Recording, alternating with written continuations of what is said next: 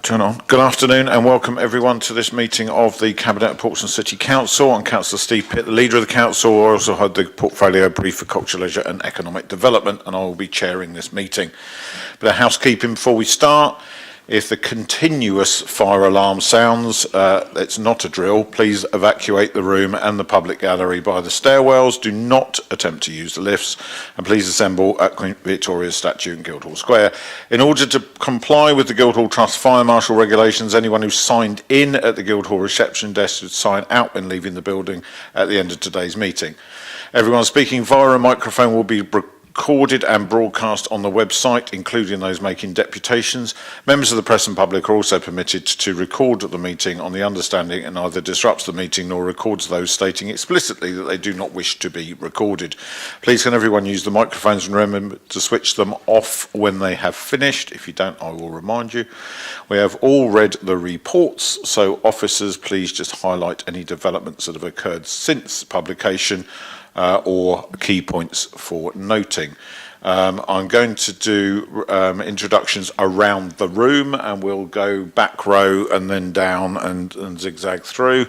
And if we've missed anybody in the process, I'll come back to them. So I'm going to start on my left and welcome our new Chief Executive of Portsmouth City Council to the first Cabinet meeting that she's attended. Thank you. Natalie Brommer-Pearl, Chief Executive. Anna Martin, Democratic Services. Mike Sellers, Port Director, Portsmouth International Port. Mark Webb, Finance Manager, Portsmouth International Ports. I'm Steve Watkins, I'm the Ports Technical Director. I'm Ellie Toyer, I'm the Ports Environment and Sustainability Coordinator. Richard Webb, Deputy Director of Finance. Lee Todd, Head of Marketing, Communications Engagement.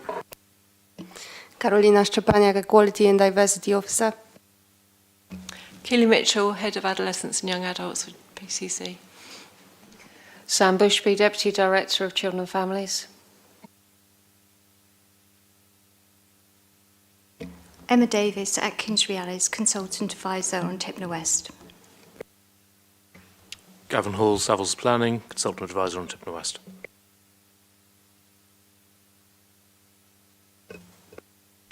Tom Southall, Assistant Director for Regeneration.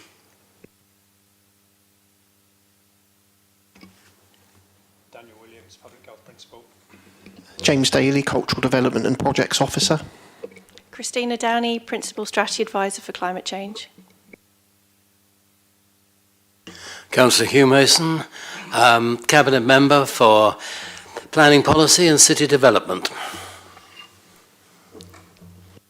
Yeah, I'm Councillor Lee Hunt. I'm the Cabinet Member for Resources. I'm also the Ward Councillor for, one of the Ward Councillors for Nelson Ward, which covers Tamshaw, Tipner, Buckland and North End.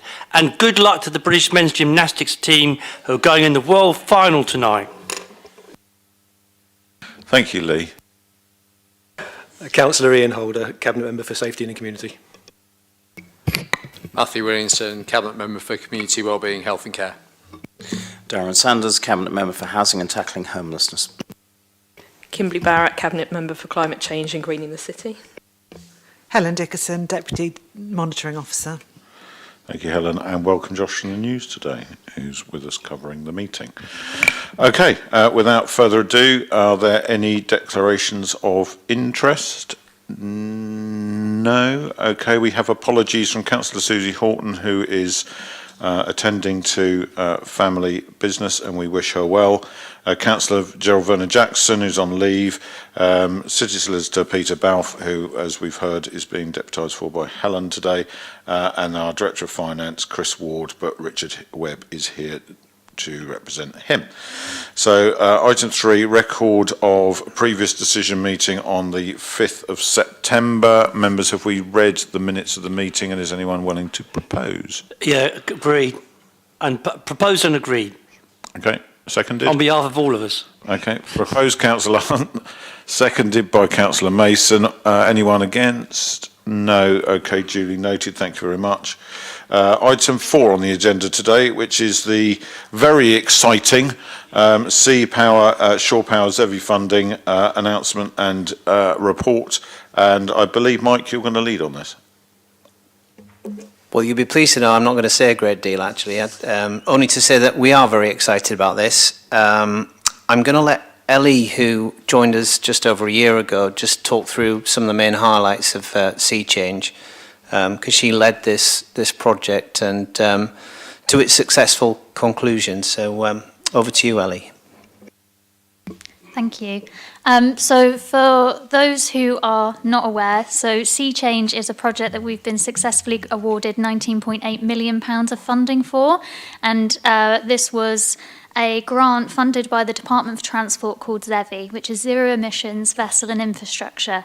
And in this grant, they were looking for projects around clean maritime. And fortunately for us, one of those strands was shore power, which, for those who don't know, is a vessel coming into a port and being able to plug into an electrical supply. Because usually when a ship is alongside, it will continue to run its auxiliary engines, producing emissions and, having those negative impacts on air quality. Earlier in the year, we were able to secure a 15 MVA grid upgrade from the National Grid, and we have a customer, Brittany Ferries, who is bringing 2 new hybrid electric LNG vessels to us.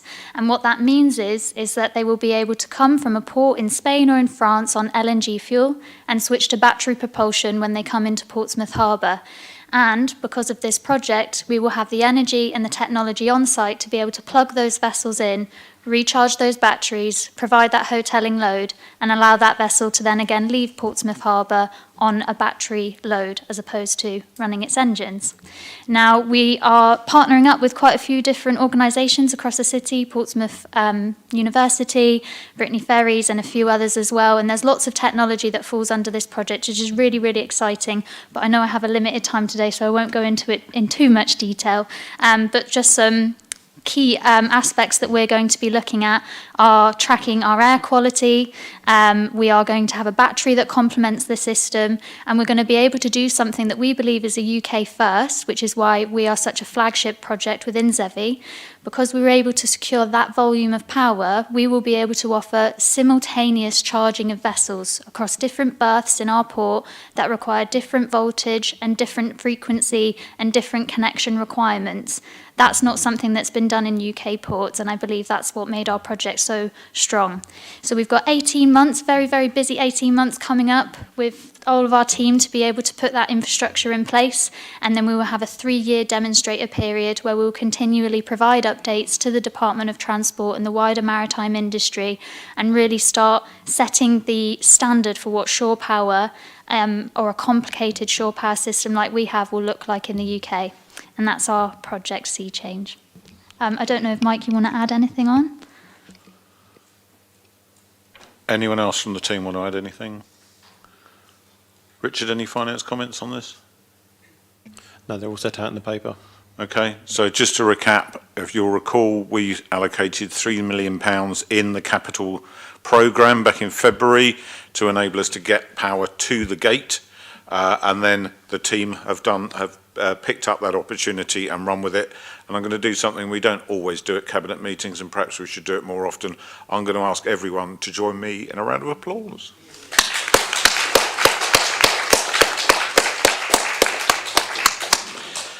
As you've heard, it's groundbreaking and it's incredibly exciting. So a massive opportunity for the port, and Ellie and everyone that's been part of that, congratulations. Members' comments, please. Councillor Hunt. Yeah, indeed. So, I can't be more thrilled. I mean, not only did we only put this, it's so fast. It's happened so quickly. And everybody says local government, you drag your feet. But when you've got a port team like this that gets on and does stuff and delivers, together with what Kimberley's been doing around solar power, which we're going to see extended further into the north of the city, I don't want to say it's remarkable, but for this council, it's normal. It's just normal. We get on and we do things. We say we're going to do something, we get on and we do it. This, we only put the £3 million in. Gerald and yourself worked very hard to make sure we got the grid involved. Everybody went, and now the university involved. New jobs are going to come, high-skilled jobs are going to come. We work in partnership with Brittany Ferries. We work in partnership with so many people. And that's something that you were talking about in Canada recently. And Councillor Susie Horton went to New York to talk about as well how we do things in partnership in this city. It's absolutely critical, vital to keep moving Portsmouth forward, which is what we are doing. I could wax lyrical about this all day, but of course, the other reason I'm so delighted is that those smells from the port won't be drifting across Stamshire and Tipner and parts of Charles Dickens anymore. But the port is so important for the economy of the city, for the jobs, for a whole raft of reasons which are described in this report. So many firsts that are going to happen. Paving the way, as you say, Leader, and Portsmouth will be setting the standard and leading the way again. So yes, delighted, and thanks to everybody involved, and also for our leadership in more power to Portsmouth's elbow, really. Thank you, Lee. Kimberly? Yeah, especially as an administration, we love having firsts, especially UK firsts. So well done to the port. It's what we have coming forward it's really exciting. And as Lee has mentioned, the fact that we get to work in partnership with a number of, a large-scale employer that is in the city as well, and be able to move forwards. Obviously, we're aiming to be, the greenest port in the country. And I do think people forget that we are a council. The port is owned by the council, so it's our responsibility to be moving forward with these measures to try and make sure that we do as much as possible with our residents, the economy, tourism as well. And that ticks all three boxes, as well as, jobs as well. So huge thanks to the port, huge congratulations. Congratulations to Ellie as well, because I know she's done all this and got married in the meantime as well. So sorry for embarrassing you with that, but all of you have done such significant work on this, and it's a really large-scale, exciting project going forward. So I hope you're really proud of yourselves. I hope you're giving yourselves a big pat on the back. And unfortunately, you don't have time to rest here. You just got to plough on with it. But like everyone else has said here, we're really proud of the port and all the work you're all doing. And it's just really exciting. So thank you. Thank you very much, Kimberly. Anyone else? Councillor Mason, please. What I think is really impressive about this is that it goes so far beyond what has been accepted as the technologies up to now.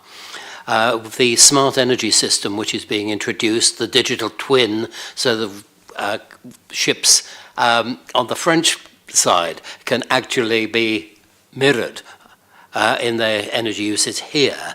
These things are novel, they're groundbreaking, but I think we have to be very pleased with our port that it has not just done what other ports could do, but it has gone further and been very innovative. Thank you, Hugh. Anyone else? No? Okay. Just worth noting that this is just one of the developments going on at the port. I was up there fairly recently with Councillor Barrett and Councillor Vernon Jackson when the new solar canopies were officially launched. And a plug for anyone watching, it's Port Open Day on Saturday. A fabulous event that was launched last year and being repeated this year. So it's from 10 in the morning. Go up and take part. Mike, did you want to comment? Yep, no, it's a good plug. It's free to anybody that wants to go along. 1,400 registered so far, so should be a really good day. And the weather's going to be nice as well. And are people going to get a bit of a peek around your new cruise terminal? Yes. It will be through the new terminal and then out onto the quay. There'll be boat tours. There'll also be lots of equipment there for everybody to try. And ice creams and face painting for the children. And what's the important environmental feature of your new cruise terminal, Michael? Which one do you want? There's a number. There's the living walls. Then please do trot them all out because the news are in the room. There's the living walls. There's the seawater harvesting for heating, cooling the building. We've got wind captures, air captures that help regulate the temperature. And solar panels and battery storage, so it's a carbon neutral terminal. Thank you. We didn't rehearse that, but it was definitely worth doing. It is great to be able to actually celebrate something, and a huge chunk of that money that was available in that fund has come into Portsmouth. It's well over half, isn't it? Oh yeah, there's match funding. We still need 4.6 million, but there's 19.8 million, and I think just over 18.5 million that's going to Portsmouth. But a big chunk of the overall fund that was available from government. Ellie, Oh, what yes. number was it, please?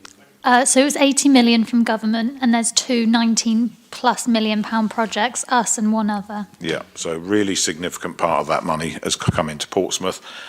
Great to see that investment happening, but it's down to the work and expertise of the team there. So thank you very much. I think we wrung that one out, to be honest, but I don't mind doing that on something that's that significant. So thank you all for coming along today and for all the work, and I'll see you at the Port Open Day. Thank you very much. Okay, thank you, members. We are moving on to, did we have an approval on that one, by the way? Yes, so noted and approved. Yes, happy? Okay. Moving on to item 5, something else that we've been doing a huge amount of work on, which has environmental credentials. That's the Greening Strategy and Delivery Plan, and we've got Dan and Felicity with us, who's presenting. Dan, over to you. Thank you, Leader.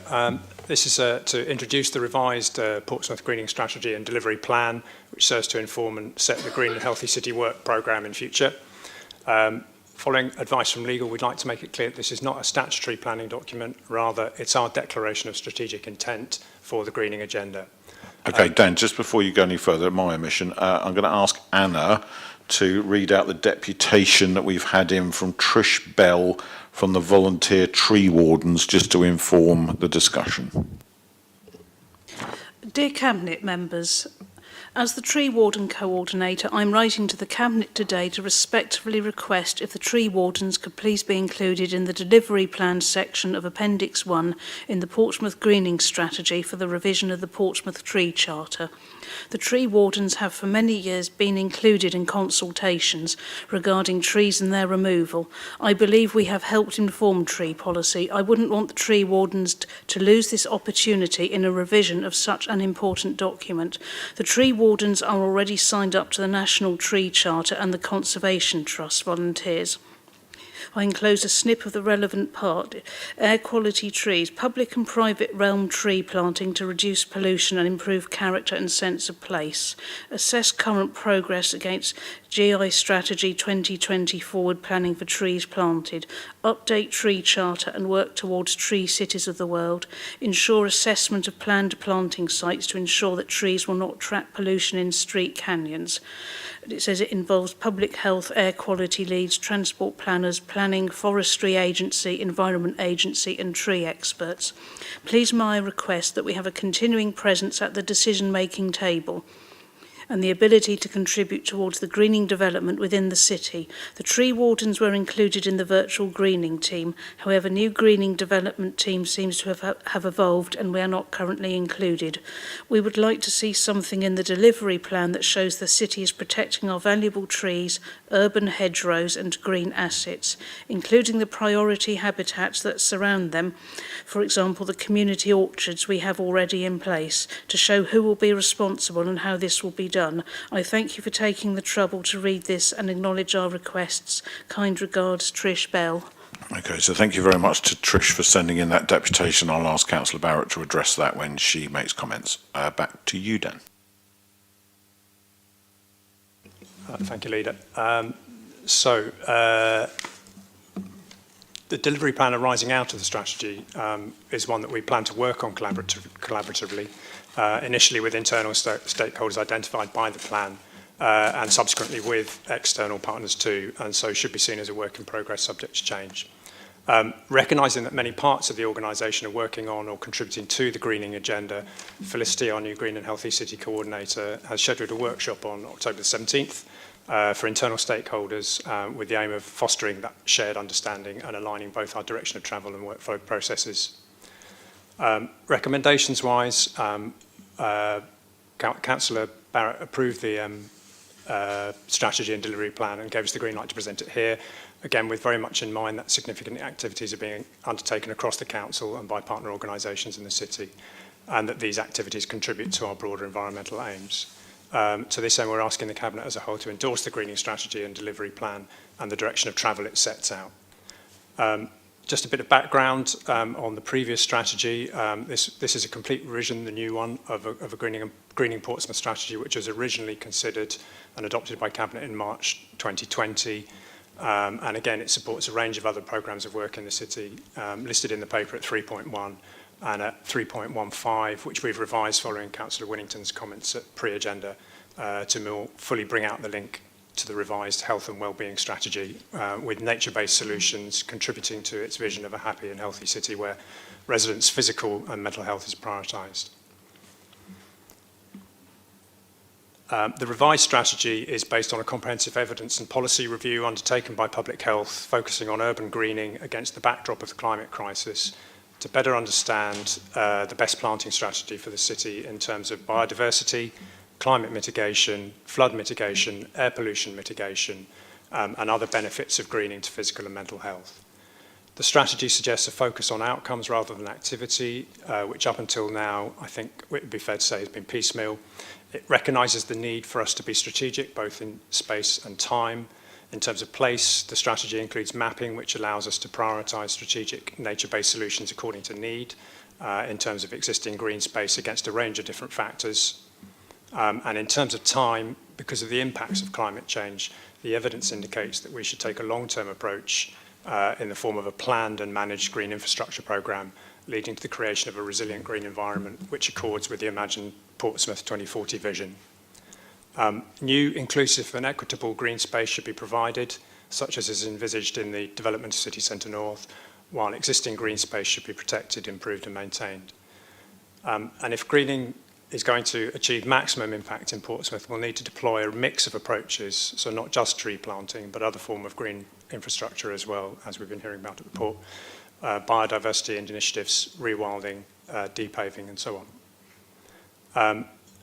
The mapping and assessments of current green infrastructure, which were undertaken in the evidence review to gain a better understanding of the quantity, quality, character and distribution of green space, including gaps in access across the city, have identified the following as our key localities to focus on: Charles Dickens, Nelson, Cosham, Central Southsea, Fratton and South West Copner. It's important to say that this doesn't preclude green infrastructure projects elsewhere in the city. It's simply that these are the places where we'll get the best outcomes from limited resources. Consultation-wise, the revised strategy and delivery plan has been circulated to and discussed by members of a new greening development group, constituted as a subgroup of the Climate Programme Board from reps across the council to help guide the greening agenda. We've had an incorporated feedback from other directorates and are making sure that our document aligns with the Green City chapter of the draft local plan. And we remain open to any further feedback on the document, including from Trish. In conclusion, the revised greening strategy provides evidence for updating policy around greening the city, while the delivery plan indicates best practice for green infrastructure initiatives. There are many types of different nature-based solutions with different primary aims, but the majority of these have multiple benefits in ways that other interventions do not.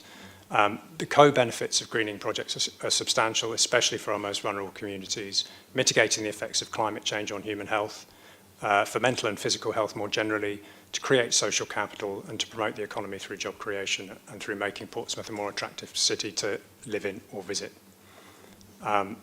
It also contributes to the goal of becoming carbon neutral by 2030. Felicity and I will be happy to answer any questions you may have. Thank you, Dan. Councillor Barrett. Yeah, thank you very much, Dan, for talking to this report. I know a lot of work's gone into it, and luckily with this kind of report and the documents here, it means that we can, as things change, because we know, especially with central government, things change all the time, that we've got this document that we can add to, that we can modify, So I think this kind of document is really important. I really encourage anybody who's got an interest in this to have a look through it, because substantial work has gone into it, not just from Dan and Felicity, but it's one of those things where it goes cross-directorate. So we haven't worked in a silo here. We have worked across, and we've had a meeting today and a discussion about it. And this touched on not just sort of climate issues, it's touched on planning, community safety, housing, culture and leisure. So, there has been real feedback from multiple different parts of the council, and there will continue to be, especially as Felicity is holding this workshop in a couple of weeks' time, which I really look forward to hearing the results of. But we do have to be strategic about this, which is why I really like this document. Also, by identifying certain areas where we need to do the most amount of work, and it'll be the best place to do so, is vital. As Dan said, it doesn't mean, even though we've set these different areas out, it doesn't mean we won't just be doing planting and things there. We will look elsewhere, but this will be where the real benefits are as well.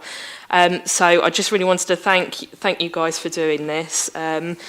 Sorry, just to mention, I know it's been mentioned anyway, but we're always happy to work with people to get feedback on documents like this. There's even a part in the strategy that talks about local consultation.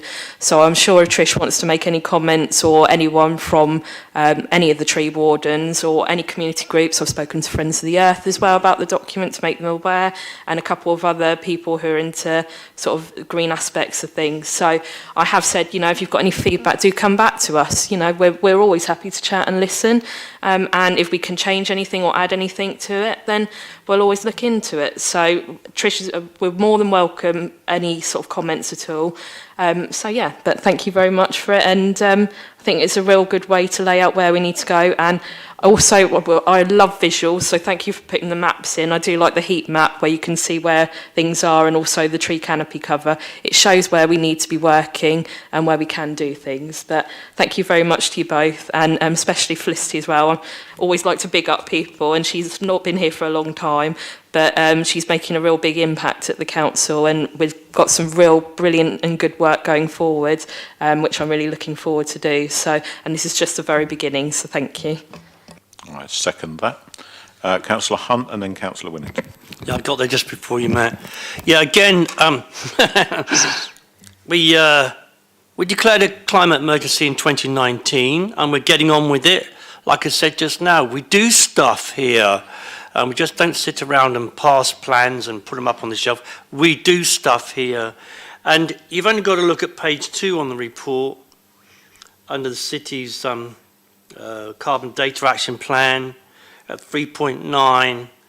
And I'm just teasing a couple of things out from within the report, which shows that emissions have reduced by 525,150 tonnes CO2. Lee, you're on the next item on the agenda. Sorry, I beg your pardon, I've gone way ahead. The two are inextricably intertwined, but you have jumped You're forward. Dead right. You're dead right. So I will say it now then, because we'll come to that report in a moment. You carry on. So it's reduced by 4. Like I said, I'm always looking into the future. But we'll see that all these things taken together, they go hand in glove. We're reducing carbon emissions since 2012 by 41%. And going back to the future with what we're doing at the shore-to-ship power, it's only going to improve that still further. And to hear Nelson Ward being mentioned in the introduction again is good, because the air quality for residents across Stamshore, Tipner, North End, Buckland, and all ports north, as it were, is going to be even better. Yes, I'm very excited by this report, and the next one that's coming up. Councillor Willington, please. Follow that. I'm not sure I can follow that. Very rare. I think one of the key things to draw out as has been mentioned in the report, and Dan in particular mentioned that I said at our pre-briefing for this meeting was about the way that we link together health in the city, health and well-being in the city with our green strategy. it's not a particular criticism, but it's an observation that a lot of other cities, when they come up with their greening strategies, they talk about it in the abstract. They put it over there and it's all lovely and nice and they do lots of nice bits and pieces, but how does it actually relate to the people of the city? And I think one of the very key things that we can point out about the different way that we approach this is the fact that we have a green and healthy city coordinator, not a green city coordinator, not a healthy city coordinator. We have a green and healthy city coordinator, which means that everything we do is centred on the person and indeed about how people interact with their environments in the city. And it also works in, as Dan has mentioned, with our health and wellbeing strategy, which again is very different from many other health and wellbeing strategies because it's about the causes of the causes. The causes for why we have issues in the city, but not just looking at a superficial level, but actually at the things that are much deeper. If we look at the report, the actual strategy and delivery plan itself, and we look at in the area where we talk about health, wellbeing and benefits of green infrastructure, and also the social prescribing side of that. That's key to the way that we look at things in the city and when we're looking at how to do that. As Kimberly said, the maps are very interesting when we talk about things like tree cover, etc. One of the issues we have with our tree cover in this city is that often the places that are the most deprived in the city are the places with the worst tree cover. It's often the way. In my own ward, the most economically disadvantaged part of the ward has the least tree cover of anywhere. And that's often goes back to designs that were done 40, 50, 60 years ago in the city, and then we're trying to pick that up and actually recognise the issues that we've got there. So that's just a small example of changing environments and improving environments does make a much better issue, much better outcomes with people's health and well-being. So I think it's just important to point out that this is a strategy which isn't just about green, it's about green and a healthy city. And it all fits in with what we're doing in terms of public health and well-being and things like social care and in that much wider community as well. So this is a really important report. I'd like to thank everyone involved in it, and I know how much work has gone into it, and it will give us so much to work on into the future as well. Okay, happy to endorse the comments there made by colleagues. Thank you very much, and we really look forward to seeing this now move forwards so that we can deliver things in a strategic and organised way. Much appreciated. So thank you very much for being here. I always say this at these meetings, but I'm going to repeat it just in case anyone's forgotten. If having presented officers you wish to leave to carry on with your work, you are very welcome to do so. We do not expect you to stay for the whole meeting. Okay, so the recommendation on that one is that we are recognising that the greening agenda is broad with significant activities being undertaken across council directorates and in collaboration with partner organisations. Cabinet is asked to approve the greening strategy and delivery plan. Members, is it so approved? It is. Thank you very much indeed. So we now move on to item 6, and Christina, you will be well aware that Councillor Hunt is chomping at the bit to hear this item. In fact, he already discussed it with us. So it's the Council's Carbon Action Plan, and Christina Downey to present, please. Thank you, Lena, and thank you, Councillor Hunt. I'm sure you're very excited now. So nothing much has changed, so I can keep this just a brief update, as I'm sure you all read it and detailed with it. So today I am bringing the report to Cabinet that details the context and a bit of the contents of the 2 carbon action plans, which are both appended to this report. So the report and the appendices detail the current and historical carbon emissions of both Portsmouth City Council as an organisation and also Portsmouth City as a whole, and the reasons to which we are publicising this information as well. There's a bit of precedence there dating back from our 2019 climate change declaration.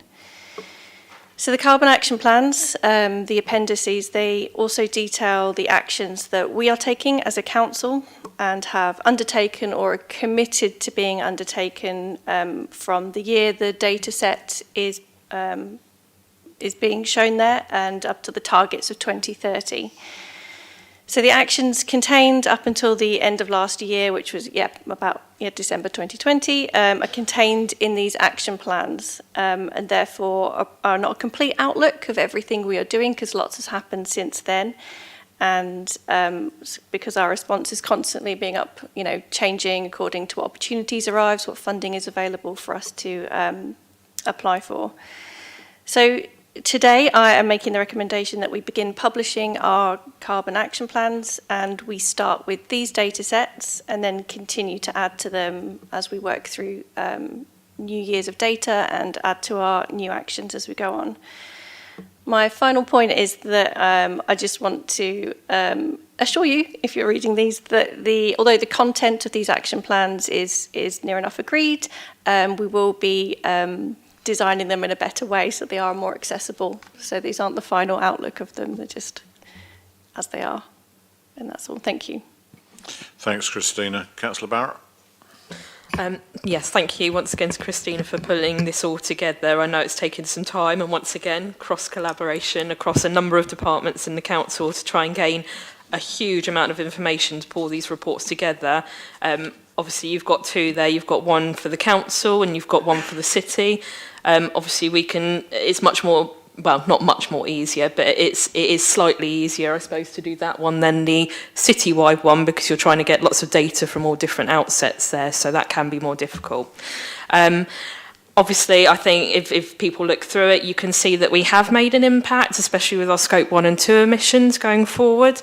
If you look back just over 10 years ago, we were right up quite high, way above 20,000 tonnes, way above 20,000. But now when you look at it, we've had a 55% decrease, and we've saved, over 11,500 tonnes of carbon.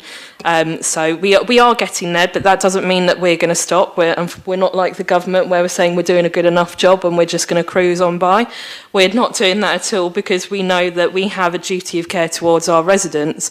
So that is why we are pushing forward. Obviously, it's multiple things we're doing. It's the greening strategy we've just talked about, where we're talking about planting of trees, vegetation, biodiversity, pushing forward with that.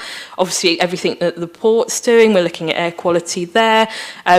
And then also you can see in the report as well that we've now got the offset as well, where we've been doing these things. So we have had that, and you can see that in the year of 2020 and 2021. And now this has been done, I believe we'll be able to get these reports out a lot quicker as well going forward. It would be remiss of me as well to say that obviously we have got a climate emergency in the city by 2030 to be net zero, and we are doing what we can, and we will always do what we can and push forward where we can. But it would be remiss not to mention that the U-turn on the government net zero policies as well. It's a really hard target it's going to be to hit net zero by 2030 for any council or any organisation. But now with these U-turns, it's going to make things so much more difficult financially, and for officers as well going forward, and for councils and organisations. It goes hand in hand with the cost of living as well, and it shouldn't be played off against each other.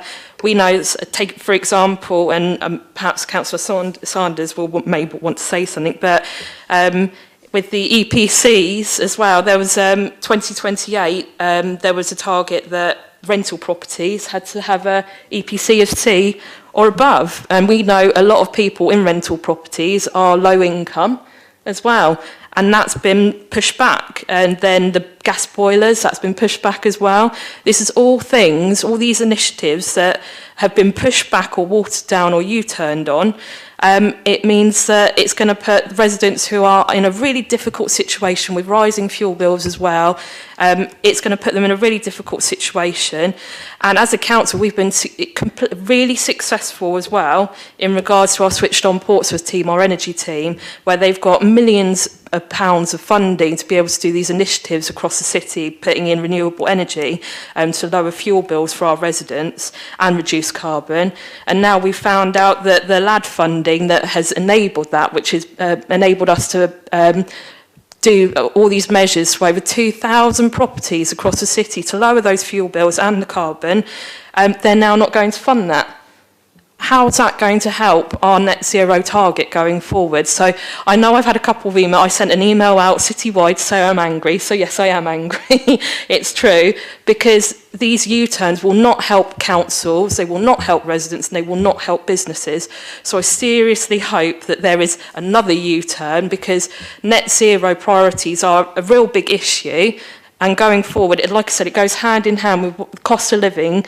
I hope they do a U-turn. And I have to thank Christina, because she's had to listen to some of my rants recently about it. But regardless of that, we as a council, as Lee has said, we will go forward with this. We won't just stop and sit still. We will push forward with everything we can, and we will continue to put our residents at the forefront of everything we do. And we will try and make sure that we do what we can. But people have to realise, with U-turns like this, our net zero target is going to be made even more difficult to reach. We will do what we can, but I hope that the government realise they're putting not just our council, but every council who've called a climate emergency across this country. They've put us in a really, really difficult decision, and to be honest, shame on them for doing that.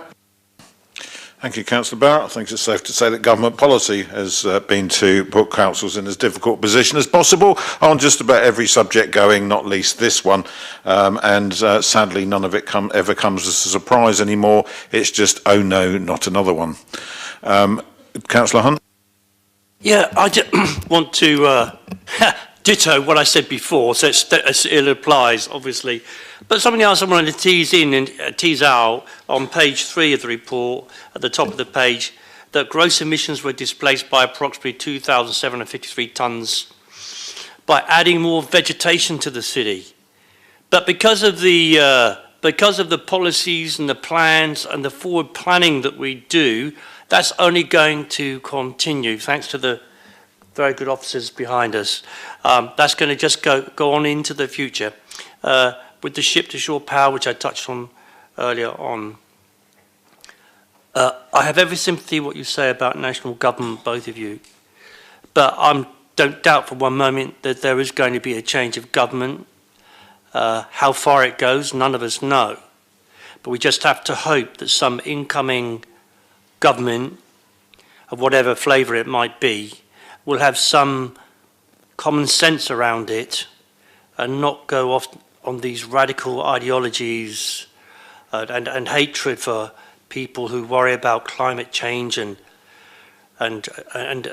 try to label people as eco-warriors. We're all eco-warriors, and Portsmouth, as we know, is on the front line with sea levels rising. So we are doing everything possible, everything we can, and tomorrow we'll hear more about the sea defences in the planning committee. So it's all joined up, and that I think is one of our successes here, the partnership working, the joining up across services, and the partnership with all these other, with industry, with voluntary groups, and with volunteer groups, and with the university is a tremendous effort, and we know it's all for a real reason.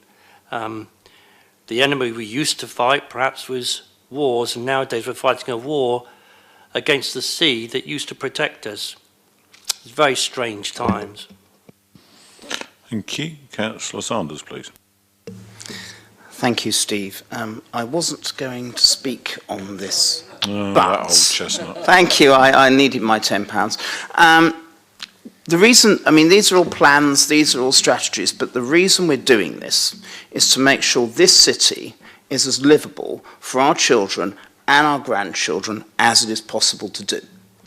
And that requires some, as the Prime Minister might say, tough answers, long-term strategic thinking. And luckily, they're all in this report, unlike what we've had from the government in the last week. Our biggest problem in housing, in this private housing in the city, is that there's no energy efficiency because they were built long before greenery was thought was a good thing. So what does the government do? It scraps the Energy Efficiency Task Force. We know that greener homes cut bills. So what do? They stop the funding that makes sure that we can deliver cheaper bills and greener homes. We know that our city can be a bit congested from time to time. There may be a few cars on the road. So what does the government do? It says, yes, Blanket 20-mile-an-hour zones like the ones we have in Portsmouth are really bad. No traffic neighbourhoods like some of the things that we've been looking at in Portsmouth are really bad. So the idea is to get more cars on the road. Now, I walk down Baffins Road in my ward at 4 o'clock in the afternoon, and frankly, I get from one end of the road to the other quicker than the cars do. And the idea that if you focus on motorists in a city like Portsmouth, you're going to get more cars, more pollution. That means more children are going to die, I'm sorry. More children are going to die. And also our economy grinds to a halt because nobody can move. So, I mean, the sort of stuff, I mean, Kimberly may be angry, but she's very polite. This boneheaded approach is really stopping us from achieving what we want to achieve, which is to tackle the climate emergency by 2030. We do not want to backslide, unlike other politicians in the city, to 2035. Thank you. We are keen to deliver it by 2030, but it is making our lives a tad harder. But even worse than us, it's making the possibility of our children and our grandchildren living healthily in a city like this less palatable. And that, to me, is not anger, but sadness. Thank you, Steve. Thank you, Dan. Any more members? Okay, thank you very much. We've all made our feelings on this matter very clear, but we are also grateful to Christina for pulling this together. And as we say, we will carry on regardless, Mr. Sunak. Thank you very much. So, reports approved. Thank you very much. Item 7 today is the Youth Justice Plan. So that's over to Keely and Sam. Afternoon. Yeah, good afternoon. I'm here to seek the Cabinet approval for the Youth Justice Strategic Plan for 2023. Hopefully you've all seen the report, and I'd just like to highlight a couple of points for you. Some of the good points that have gone on for our service, that we were inspected by HMI Probation and were graded good, and that was a really good achievement for us. We were really proud. Through positive restructure process, we have also modernised the service, which now sits under the Adolescent and Young Adult Service, and in doing so has developed an increasing working partnership across the wider children's services, policing colleagues and our partners, which is really positive. As part of that, we have changed our name to Youth Justice Service to reduce stigma and labelling, which you will see will be reflected in the body of the report. So we've moved away from youth offending and the referral to that. Just to kind of highlight that we have 5 key priorities within this plan. We have reducing first-time entrants. As you will notice, that is quite high for Portsmouth, but what we are doing is really focusing down on that to see how we can improve. We have a good understanding of what's going on in our local area, and we're working hard with that, as we are with reducing offending and reducing use of custody. Sorry, too many teeth. The other areas that are key priorities are supporting priority groups and supporting best practice and service development, which we're really keen to do, and we are already on a good path in achieving that. I don't know if there's anything else that you wanted to highlight. There's nothing, other changes in the report, they still stand as when you read it.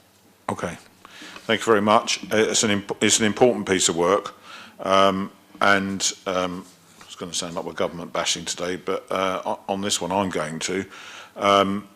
Early intervention work to divert young people away from negative connections and activities is absolutely essential if we're going to turn around youth behaviours in this country and give them positive futures. I always use the same analogy, and apologies for those who've heard me use it many, many times, and that is when the sink's overflowing, buying extra buckets is not the solution, it's turning down the tap.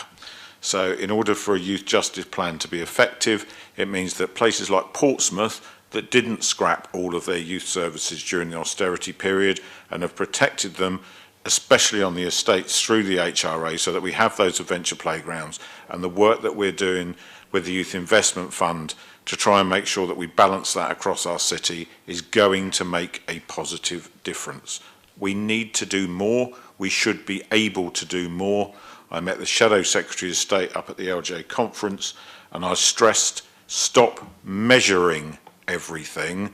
We know that if you put resource into early intervention work, it will produce positive outcomes. You can't say how many people would have ended up in the youth justice system had it not been for spending this money, because you can't prove a negative. But the fact of the matter is we know it works, we need more of it, and my plea to any incoming government is to start putting the money where it matters and not at the acute end of things where all you are doing is trying to stop the ship that's already sinking from going down even faster. That's where we need to be. It's important that we've got a youth justice plan where we work proactively to try and manage but also reduce the number of young people going through that system. Incidentally, I had lunch on Sunday with the city's recorder, who is obviously very important in terms of justice for the city as a whole, and we discussed this issue. And he was absolutely aligned with me, and we're going to be meeting up to discuss some of those issues with him in due course with Councillor Horton. So thank you very much for bringing this today. It's a really important piece of what the council does, and it's important that we update it regularly and stay on top of it. Councillor Winnington. Thank you, Stephen, and thank you for the report. I think this is just linking in again with that partnership approach that we take in the city. But most importantly, I completely agree with what Steve has just said. We have a real issue with central government when it comes to measuring outcomes, including ones you can't actually measure. You measure negatives. How can you possibly measure something that doesn't happen? And this is something that we have not just in this area, which of course Councillor Horton it comes under her purview and the team and also parts of it within his community safety team. But it also permeates across the things that are connected to this, inexorably connected to this, which is around education, which is around well-being and health, and so often we are asked to have outcomes that are negatives, where things don't happen, but you cannot do that. What you do is you invest. We know, everyone knows, if you invest in something as a preventative measure, you're going to get better outcomes. If you speak to the people who are involved in these things, in these interventions, in these proactive interventions, in engaging with young people before they get embroiled in the youth justice system or at their very start of it, you're going to get really positive feedback from them, because a lot of the time they're going to be happy not to have been down the line that many of their friends and sometimes relatives have gone down. And they're going to be doing things that are going to make them happy, and they're going to enjoy things, and they're going to have good lives. So it's something you have to look at in a very holistic way. And Steve is quite right. If the government doesn't change the way they do things, you are going to end up spending more money when things are acute. You're going to spend more money on incarcerating young people, or maybe you incarcerate them when they become adults. You're going to spend more money on people who have serious mental and physical health issues because of what has happened to them in the things. And we've there's this big thing about knife crime, etc. Around the country. There was a video I saw recently of a lad, must be in his early teens, with a machete somewhere in north of England, and that's just a way of, well, that's your time to intervene. But what are they probably going to do? If they find them, they'll arrest them, and they'll just go with the outcome, which is, you've got one less knife on the street. So it's all about looking at it in that way, rather than getting to the point whereby things get acute and then you have to spend a huge amount more.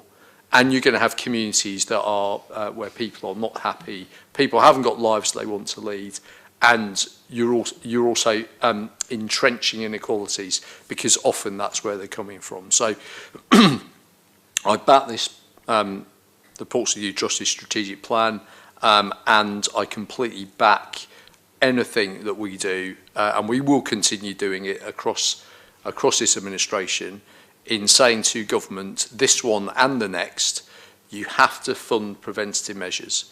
whether it be this area, whether it be other areas we deal with as well. And we've just been talking about things like carbon reduction, and we've been talking about things like green and healthy cities. That also matters as well. If you leave everything and you don't do anything, you are going to end up with worse outcomes, which government is going to cost you and everyone else more. Thank you, Matt. Councillor Hunt. Yeah, you all know, most of it is, I believe in the power of sport and community. And Matt reminds me of just how much that we do here in partnership. And I just wanted to reiterate again how, for example, the government tells us antisocial behaviour is declining, but when we do our own Portsmouth Crime Survey, we know it's actually going up. So sometimes statistics, lies and damn statistics and all that sort of thing don't mean very much. What we do know here is that we deliver things for young people to do, whether that be the new swimming pool and sports facilities and leisure and community centre, which we are going to deliver in Baffins, over in Baffins there at Bransbury Park. Sorry, Milton, Baffins, Milton. It's a football club I'm thinking about. And that takes me straight to Baffins, Milton, and the enormous success of league football in Portsmouth, with so many youngsters, boys and girls, and men and women involved in football teams. So we're working in partnership with Pompey in the community, and also around the grassroots tennis centres we have. I mean, how many cities of our size can boast, I think it's 3 or 4 or half a dozen major tennis centres, from Priory School up to what we've done at Hillsea, down to Southsea's tennis courts along the seafront, and then up there towards the university. And the university's just created a brand new sports complex, and all those sciences that go around sports. And these are creating jobs for young people to go into. So I'm going off the point, but the point is, it's all conjoined. Everything matters, from climate action to youth justice to fairness to greening. It's all important for a healthy city, and I'm proud of what we do here. But we do have to try and do more for young people, and we actually do it in this city. And for example, we directed the £500,000 from British Aerospace to Stanshaw and Tipner Play Park to deliver a new youth community centre there. So we actually put our money where our mouths are. So I'm very appreciative of all the work we do around youth justice and intervention. So I'm very happy to support the report. And we just have to keep on at this. Thank you very much, Councillor Hunt. Members, are we happy to approve this and pass it through to full council? Thank you very much. Thank you to Keely and Sam for coming today. Takes us to item 8 on the agenda, which is HM Queen Elizabeth Memorial Statue update, and that's from James Daly. Thank you, Leader. Members, just a few key points to summarise. As the report was being finalised, central government and the royal family announced the formation of a national memorial committee chaired by Lord Janvrin, and as well as planning for a national memorial, it's also expected that that committee will work on a national legacy programme, which it's quite possible will include guidance for local authorities who wish to mark the Queen's reign. Memorials, and particularly statues, do take time to do well.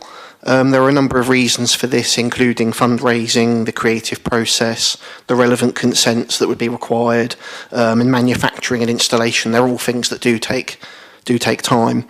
The report also emphasises the high quality of statues that we already have in the city. We've got some notable sculptures work in our public realm, and since the report was written, we've also seen the unveiling of the statue of Jimmy Dickinson at Fratton Park by Douglas Jennings. So obviously anything that we do to mark the Queen's life and reign has to be of a very high standard. There are clearly some key steps that we'll need to consider in time, including things like location and the form that a statue might take. For example, do we look at some of the Queen's memorable visits to Portsmouth and consider if we might wish to mark any of those in particular? But those are details for further down the line. So while very limited progress can be made until a national policy is outlined, it is suggested that we do make contact with the National Committee to update them on our considerations. Understood. Thank you, James. And this is very much a holding position, but it was important that we report back on the notice of motion full council to say where we're at with it. It would be entirely inappropriate for us to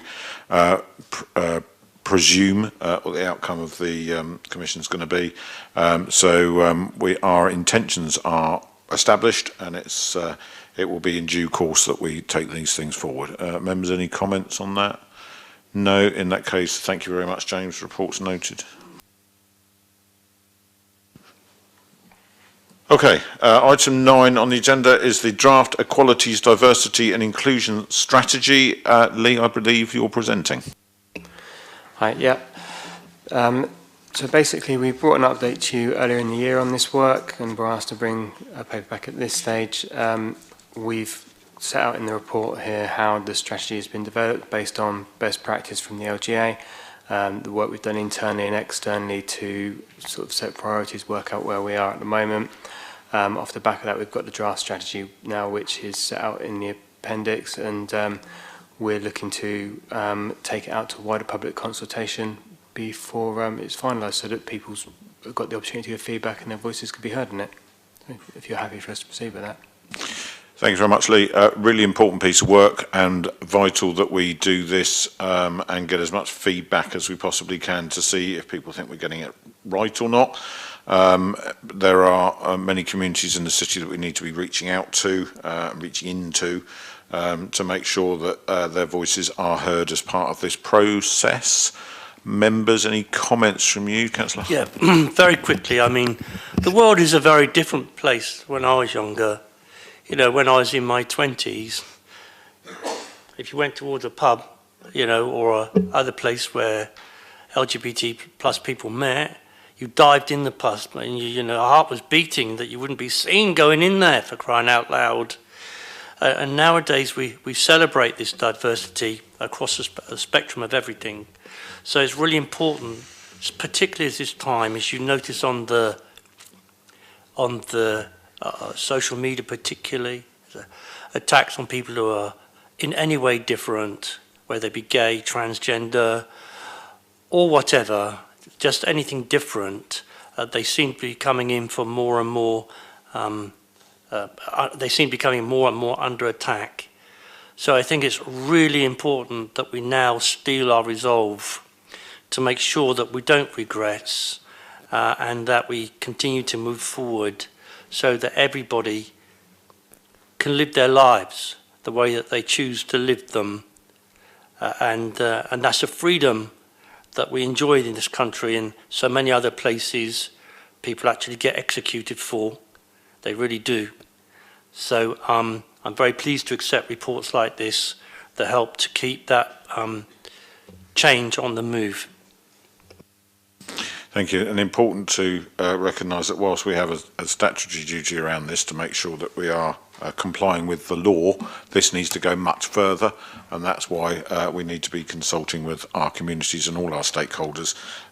Lee, you've referenced a couple of things there, and I think it's true to say that a lot of the progress that has been made since you and I were much younger is under threat from those who are prepared to stay silent when voices of hatred are raised in this country, and that's something that we need to be proactive in standing out against, and using the full force of Portsmouth City Council and its entire cohort of both councillors and officers to champion against such behaviours across our communities and make sure that we are truly representative of those who live and work in our city. So thank you very much. Any other comments, members?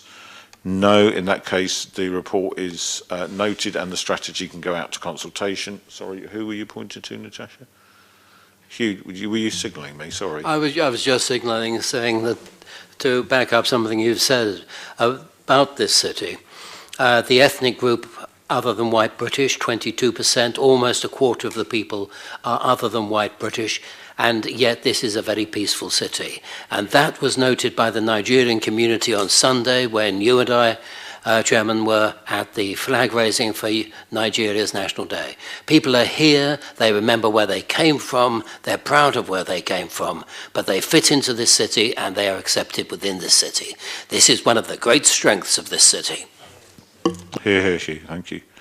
So, happy to go out to consultation? Yeah, okay. Thank you very much.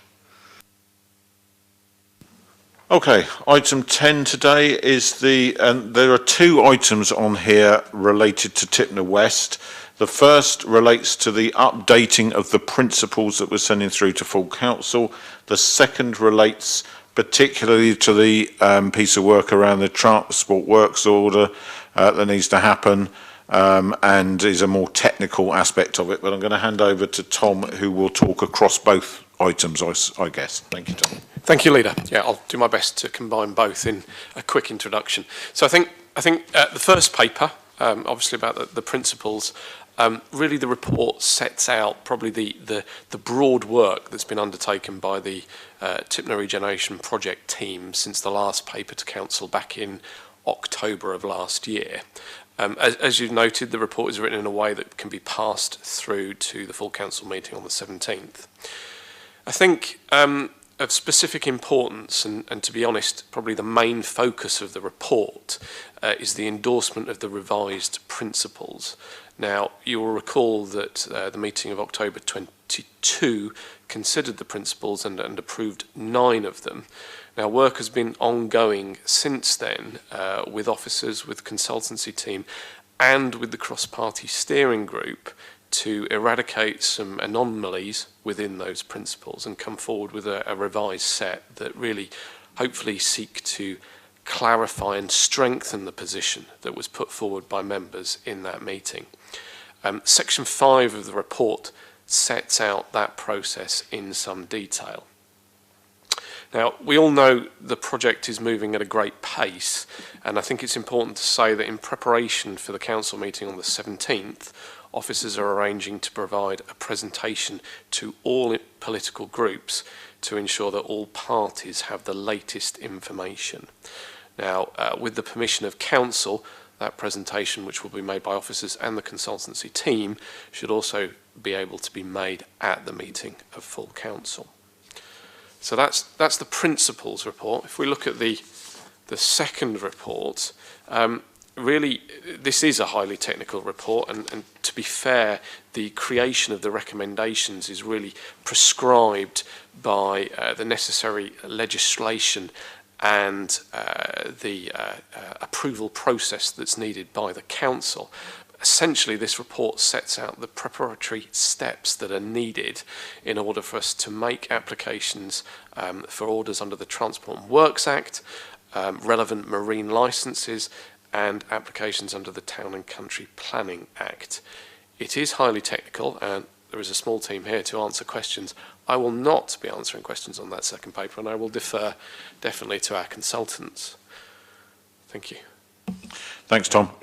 Before I go to members, Gavin, Emma, is there anything on the Transport Works Act order that you would want to add in as comments?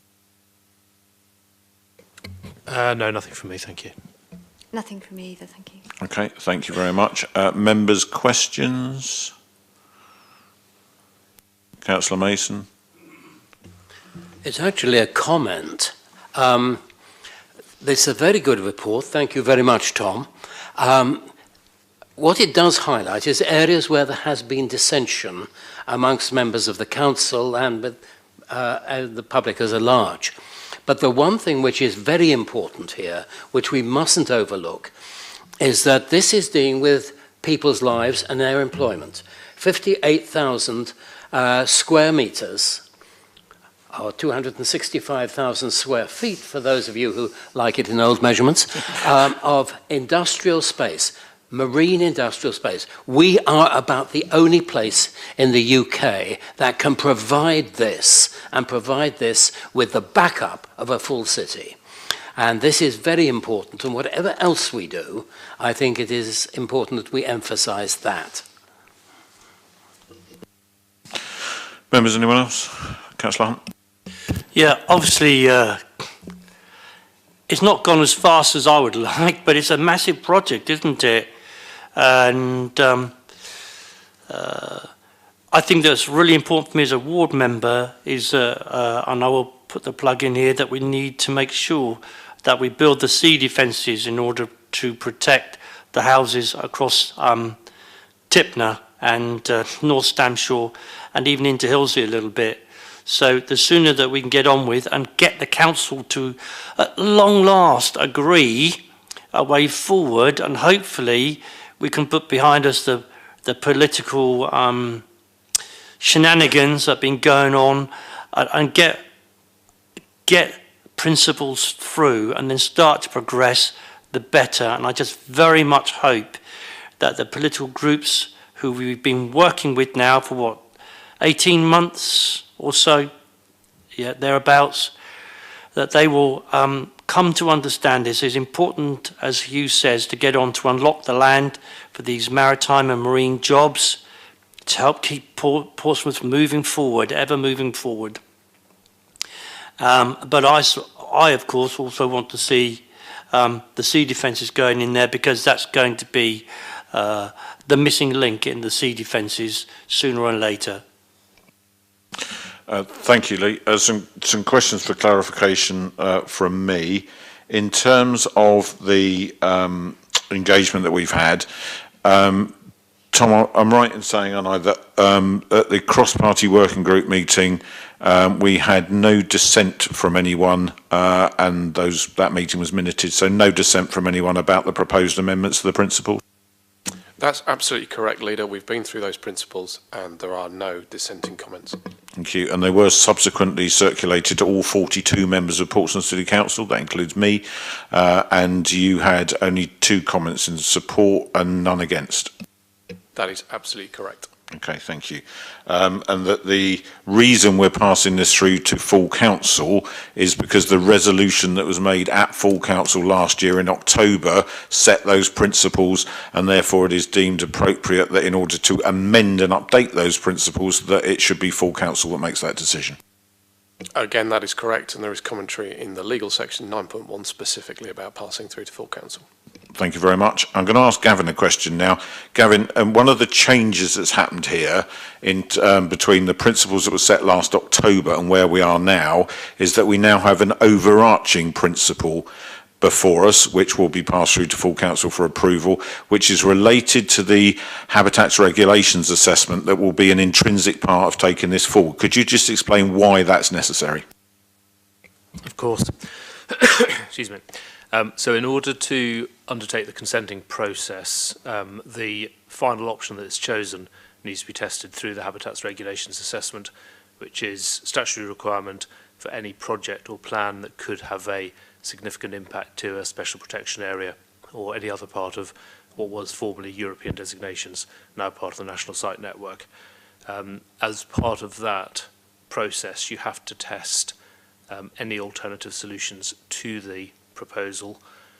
Any alternative solutions obviously have to meet and deliver the same overarching objective. And so unless we have an overarching objective of what we are trying to achieve, then it is impossible to work out what the alternatives would be that could alternatively provide those that overriding objective. So the overriding objective is there in order to set the aim of the scheme to test whether there are any alternatives that could be less damaging to the special protection area. The principles are there more as a guidance in how that scheme should be delivered as such. Hopefully that answers your question. Yes, it does. Thank you very much. Next question from me. In terms of what we'll be presenting to full council, previously we've looked at estimated financial cost to the council for doing that. We're not going to be able to do that with every one of these options this time, and that's because we're still going through a sifting process. So, Emma, I just wondered if you might tease out a little bit more about what that sifting process means and why we, at this stage, won't be bringing certainty around costing out different options that may or may not end up being taken forward. Yes, that's correct, Leader. So we're currently going through looking at, we have some base options and we have some variants on those. And the variants that we're working up basically look to improve, if you like, some of the areas where that we know some of the options aren't actually sort of faring very well. So, you know, for example, you know, can we lessen the impact on the interterrestrial area by stepping back and by lessening the amount of homes, or can we increase the density so that we're sort of in compliance with the local plan policy or the direction of the new local plan policy, to make sure that we're providing an adequate open space in accordance with the emerging local plan, parking on site, etc. So we've got options and we've got elements, and I suspect that the sort of chosen way forward, we probably won't be exactly one of the options that we have on the table at the moment.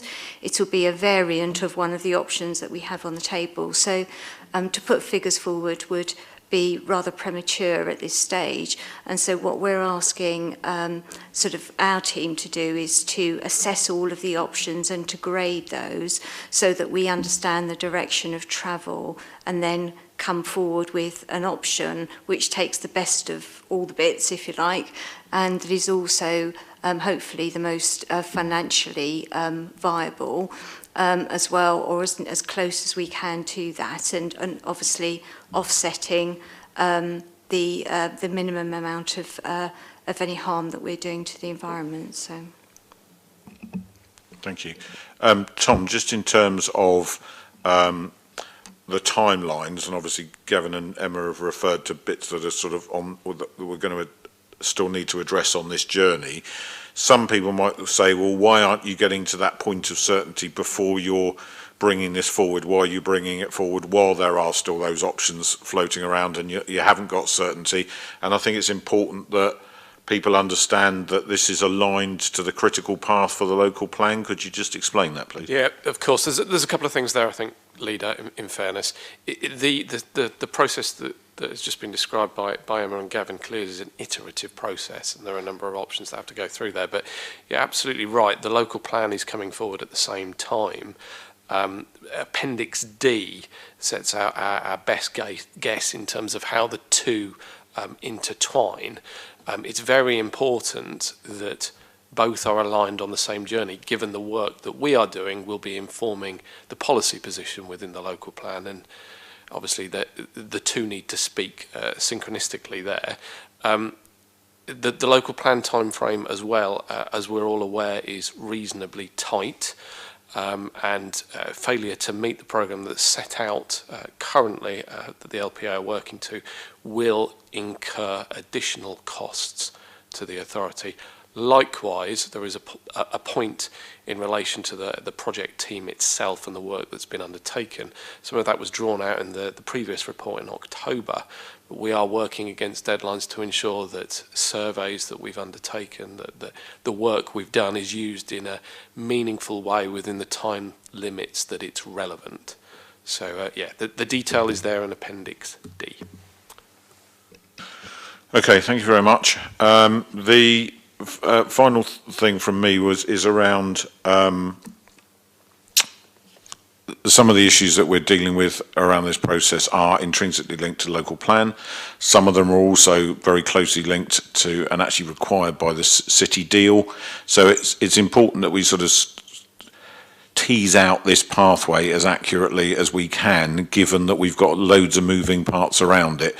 So we're actually, sometimes people say, is the council open and transparent? I think this is literally the definition of open and transparent, because we're going through the process in the most public way possible so that everybody is actually cited on what's happening, because then there should be no misunderstandings or lack of transparency in that process. It's really important that we do that. But just one final point to make. We don't, in the timetable, come back with a final decision point at full council for the final recommended master plan. I just wanted to make sure that we stress that that's not because we won't, it's because we may not need to, because at the moment we don't know what the final master plan looks like, and it might be that there's a sudden outbreaking of spontaneous enthusiasm for where we end up, and if that's the case, then it would be daft to have delayed laid what is already a very tight critical path for that. However, if it appears that there is challenge around it, we do still have that opportunity to come back to full council for endorsement, don't we? Thank you, Leader. Yes, you do. And without giving too much of a spoiler, I think it's fair to say that the presentation that we will be making to the groups will reduce the 6 options that are seen there in the appendix of the report. Yeah. I mean, we won't quite get down to 1 by the 17th, but we will be less than 6. So thank you very much, members. Any other questions today for the team? Matthew. Not a question, just a comment. I think, and it's just obviously for anyone watching who haven't seen the report, there's a couple of the 6 options that have been, that it says, based on current feedback from members of the cross-party steering group, we do not believe that options 6 and 13 will be supported by members, which I think is, and I don't think I'm giving anything away. Well, if you look at the papers, they are the ones with the most land reclamation on there. So I think, but on the other options and all the other options that are on there, and as we said, whether it's actually one of the options or whether it's an amalgam of one or two of them, of more than one of them, that we actually end up at. I think the key thing about this is that the maritime employment space, we have a part of this regeneration is on Horsey Island. And though it's though they're linked, so at the moment they're not linked, and there is a long-standing, which has been since before I was a councillor. I know Councillor Mason, Hugh Mason, and Councillor Lee Hunt were on the council when this did first come up about a bridge, which is a long-term something that the council wants to do and is actually part of our active travel and the bus rapid transit plan. And I think the point about where we are with these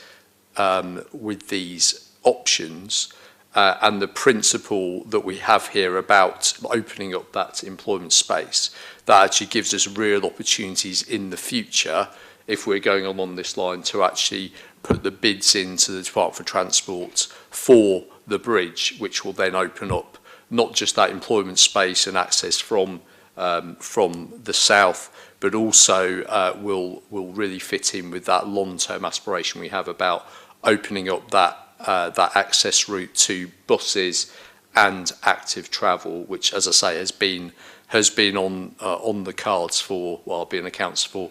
I first became a councillor over 11 years ago and has been around since before then. So we're talking a good sort of decade and a half now. And I think that's one of the if we get these as principles through, which, as we say, on the cross-party steering group has been broadly backed, and there's been no one coming back saying they disagree with these principles from any of the 42 councillors, then I think that really opens up possibilities for us to put in something really significant and substantial, which can really open up some of our things that are going to improve active travel and improve our bus links, especially going out to the west to Paulsgrove, Porchester and Fareham. Thank you, Councillor Winnington. It's important for the record that I stress that there are a number of opportunities for Horsey that we don't prejudge. One of them is employment land. One of them could be a replacement SPA, as has been discussed. One of them could be to keep the land vacant for future employment use. These are all the options that are out there. It's important to note that, as you've drawn attention to, there are 2 options that the cross-party member working group gave a very clear steer that they did not feel they would be able to support. They are very specifically still in these papers at the moment, because whilst that might be the view of the members of the cross-party working group, and it may even be the view of the project team, or not, it needs to be the view of everyone involved in the process, not least the local planning authority and the regulatory committee that they consult with. So that is the key bit of the process. We can give an indicative view, but we can't predetermine the outcome of those discussions. Is that fair, Gavin? Yes, that's absolutely fair. Okay. Right. In that case, if there's no further comments, we are approving these to be sent through to full council. We are. Okay. And in the Transport Works Act order process as well, which is the second item, we are. Okay. Duly noted. Thank you very much, members. That takes us to item 12, which my predecessor as leader of the council would have made some disparaging comments around the fact that we were going to be discussing a finance report, always his favourite topic. But I'm not like that, Richard. I'm fascinated. Talk to us. Thank you, Chair. So the purpose of this report is to update members on the current revenue budget position of the council as at the end of the first quarter. Section 4 of the report provides detail on the forecast outturn, and as at the end of the first quarter, the council is forecast to be underspent by around £917,000.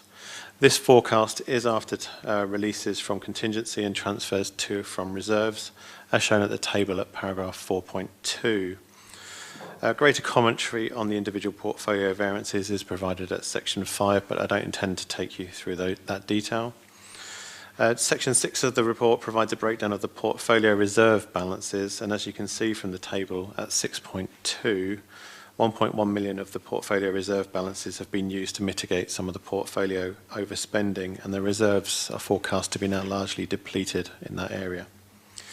In conclusion, however, the council is forecast to remain within its minimum level of general balances for 23-24.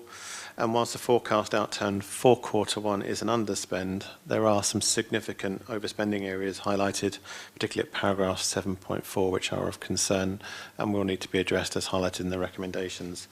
But happy to take any questions. Thank you. Councillor Hunt. Yes, so it's not a question at all. I just want to mention the resources portfolio.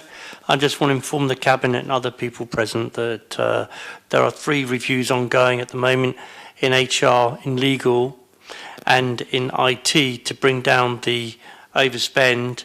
I don't anticipate yet, at least, that will eliminate the overspend, but what the work, because we're too far into the year already, financial year already, but I do believe that in due course it will be beneficial to the overall budget of the City Council. Thank you. Members, any other comments? Matthew? Thank you, and thank you, Richard, for presenting this. I think this is this is good news for the city, but it comes in the context of bad news for local governments, and we are extraordinarily fortunate to be where we are with this projected outturn at the moment. Speaking to colleagues, especially in health and social care around the country, their councils are not in a similar place to where we are, and they are having to make swinging cuts across the board.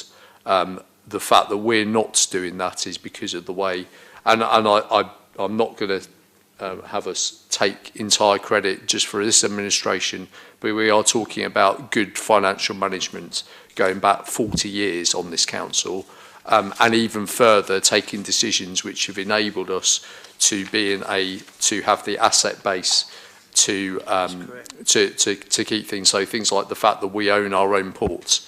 That was decisions made by our colleagues against recommendations back in the 70s, which was at the time to get rid of our ports, but we didn't, and that has absolutely had dividends. We own our own council housing, which again our colleagues back in the 90s didn't sell off, didn't bulk transfer, they kept it there, and we've also held on to assets like our land in Havant Borough that we've actually made use of in developing and bringing income into the city. But it's a real difficult situation when you're talking to other councils who the administrations have not done anything wrong. They have not done things themselves that have been things. They are often, their predecessors maybe 20, 30 years ago made some poor decisions or decisions that were probably the right thing at the time. But they're now struggling. And again, central government is letting this happen.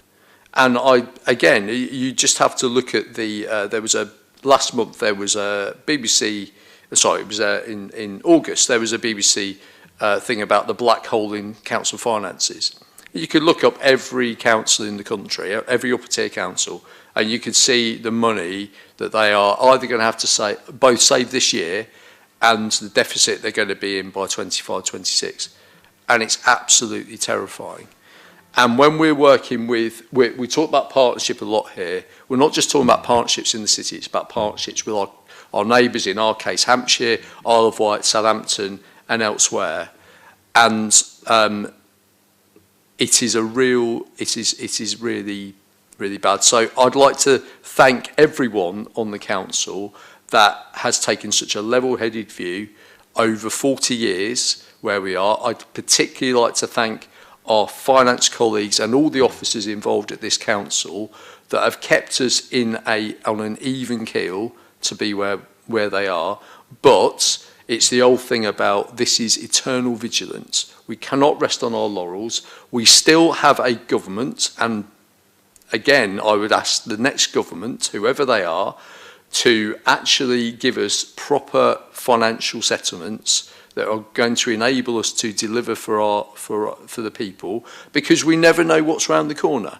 Costs are going up all over the place, whether it be building costs, whether it be costs for social care, adults and children's, whether it be other costs as well for fuel, etc., etc.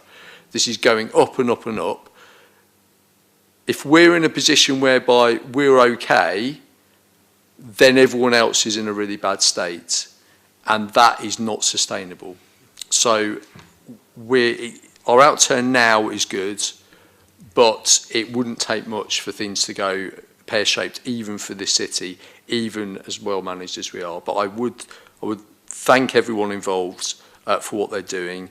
But I would say to anyone watching this now, we cannot rest on our laurels. And just like other places, something could go wrong at some point, and we could be in that same situation. Because it doesn't take much.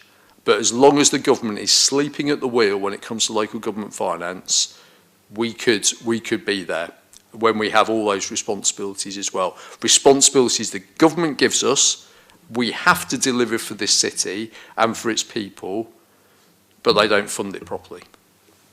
No, Leader? Okay. Yeah, I know it's been a long meeting really and worthwhile, but I would just remind us we might not have been in this position if we had gone ahead with Victory Energy, for example. We might well have been in the same position as Bristol or was Nottingham with owing 40 or 32 million pounds worth of debt as a result of going into one of these really poorly thought through ventures. So fortunately, we got back into power and stopped our Conservative colleagues, and together with Labour, who were ploughing ahead on this. So the taxpayer of Portsmouth is safeguarded from that. So, as Matt says, you can make one bad decision, as Brighton did around their tower, and they're paying the price over there now. Fortunately, we got it right here. But again, that's because of despite all the things that go on in council, the argy-bargy, when it comes to it, we are a collegiate council. Nobody has overall control, not for a very long time. And I think this is beneficial in the same way that the elections every year are beneficial. They keep everybody on their toes. They keep the finance under very close scrutiny. Everybody's challenging one another all of the time. And I believe that this is beneficial for for the taxpayers of council taxpayers of Portsmouth. Absolutely, Lee. Anyone else? Okay. Members' comments, all very true. Important that we keep a watching brief on these things. I know from being at LGA conference this year and talking to other councillors from around the country, ironically, actually surprised that we're not one of those councils that's saying that we might have to file a 114 notice this year, which is effectively a declaration of bankruptcy. And lots of them asking me why. And interesting when you listen to the stories that this council, under different colours over the years, has made some really difficult decisions. And sometimes has taken an inordinate amount of flack for that during the budget process. But it has taken those decisions and it's implemented those decisions. And we had one recently where we saw that money that had been allocated through underspends in the Better Care Fund had gone to the Stroke Recovery Service, and that money had disappeared. It wasn't there anymore. We didn't cut it. It wasn't a reversal or anything like that. The money just simply wasn't there because the amount available in that fund is not going up and the demands on it are increasing. We could have just gone out there and made some crass statement about, oh, we're going to fund it ongoing for 5 years, as one of our groups of colleagues actually asked us to do, without any certainty that we would be able to do so, and against the council's processes, giving potential false promises to others. But actually, we were sensible. We said that we would use the money that was there towards it to fund it through to the end of the year, so there was no immediate threat to closure. And then we went and worked through a process, lobbying the ICB appropriately to try and get them to step up, which we're continuing to do, and those conversations are ongoing. Because we believe the Stroke Recovery Service should be commissioned by the ICB to deliver that stroke pathway. And if we want it then to do some of the enhanced work that it was doing locally in Portsmouth, then the bit of money that's left there to fund that could possibly do so. And that's something we'll continue to work through. But we didn't rush out and make pronouncements about finding money we didn't have from down the back of the sofa. What we did was waited till we had certainty that we could make a promise and keep it. And we will continue to have certainty around promises, and we will keep them. And sometimes there'll be difficult decisions that we have to make because the costs of things have gone up. Sometimes we might be sweeping up the mess that others have created, and we need to be dealing with that. But we will always tackle those issues properly. I found other councils around the country that had made pledges in their budget to make savings and didn't make the savings because when it came to actually making them, it was too tough. So what did they do? They went to their general reserves and their contingencies and they put off making those tough choices. And that's why so many councils now are facing 114 notices, because there's no money left in the jam jar to go and smooth things over when we fit a cost of living crisis straight off the back of a pandemic, having had a decade of virtual stagnant growth. So it's really important that as much as we all 42 members of the council wish that we had money to splash around doing lots of things that the public would love us to do, that we keep a firm grip on the finances, we fund those services that are vital for local residents, and what we don't do is breach our own fiscal rules. So it's really important and pleasing that we're in this position, but we must be ever vigilant. So thank you very much indeed for coming along today, Richard. And members, if there's no further questions, I believe that's the end of the meeting. Is it not? What have I missed? Oh, I thought you'd done them both together, Richard. Sorry. Wishful thinking. Go on then, Treasury Management Report. Thank you, Chair. No threats, please, Councillor Hunt, no threats. I will keep this short for you. The purpose of this report is to inform members of the Council's treasury management activities in 22-23, so last year, and of the position as at the 31st of March 23. During the last financial year, the Council operated within its approved limits of its treasury management strategy. It undertook no new borrowing during the financial year, and the Council ended the year with a gross debt of 747 million and gross investments of 404 million, giving rise to a net debt position of 343 million. The overall net treasury costs were 356,000 below budget due to the higher anticipated investment returns during that year. So I'm happy to take any questions. Sorry, due to higher what investment returns did you say? Yeah, higher investment returns. Yes, higher investment returns. Okay. Councillor Mason. On page 6 of your report, there's a very interesting graph showing the rise over the past 16 months in bank rate and in SONIA. Will this have an effect upon the pattern of our investments? So this is looking back at last year. The investment returns that we're seeing this year are slightly higher because of the higher investment returns that are out there in the market. But as I say, as the market changes, those investment returns will fluctuate. So we are monitoring it very carefully. So it might have a change or it might not, depending on what happens next, yes? So when we have surplus cash, we do invest that carefully in line with the treasury management strategy. And at the time we place those investments, and we usually, as you can see from the paper, the majority of our investments are less than 12 months. As those come up for renewal, we are seeing some of our new investments receiving higher returns than the ones we had previously that have ended because of the higher interest rates that are in the market at the moment. You're happy with that? Hugh? Okay, thanks. In my defence, the reason I skipped the item is it's not attached to my document back. Somebody's missed me out when we got to that one. Thank you very much, Richard. Members, no other comments? No. Okay, noted and end of meeting. Thank you.